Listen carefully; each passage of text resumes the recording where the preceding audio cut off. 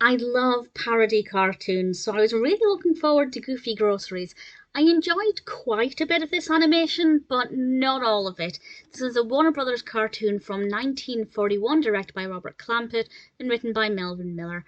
And we have a great voice cast, including Mel Blanc, Sara Berner, Ken Rogers, and Jack Lescoulie. And as you can imagine by the title, we have various grocery store products coming to life. And there are different caricatures. I won't name any of the caricatures because I think part of the fun of watching these is trying to work out who the caricatures are and wondering who'll crop up next. But I will say, I didn't recognize a lot of them.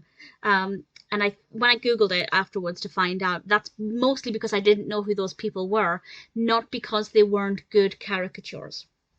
But the one I did recognize, the name was also a play on the person's name, so I don't know if I really would have known who it was without it, but generally I can't really comment on the accuracy of these caricatures because, as I said, most of them, I'm not even sure who they were. In terms of the variety of groceries, yeah, it was very creative. We have characters on packets, characters on tins themselves coming to life. Definitely very varied, very creative. Really enjoyed the animation style.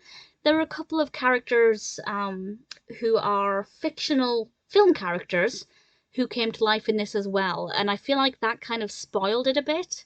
I didn't love that aspect of it. You'll know which characters I mean when you see it, and I just felt like, yeah, obviously those cartoon characters are going to be on products in a grocery store, but I think it just worked better when it was just foodstuffs or packets coming to life and, parodying various things. So I didn't love it completely.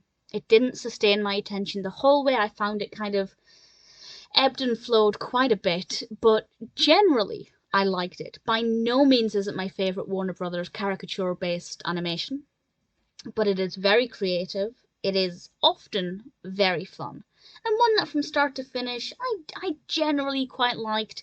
There are, as I've mentioned, things I wasn't best pleased with, but as a rule, it was pretty good. If you're a fan of this kind of animation, I think you will like it. It's not perfect, but for the most part, I did enjoy it.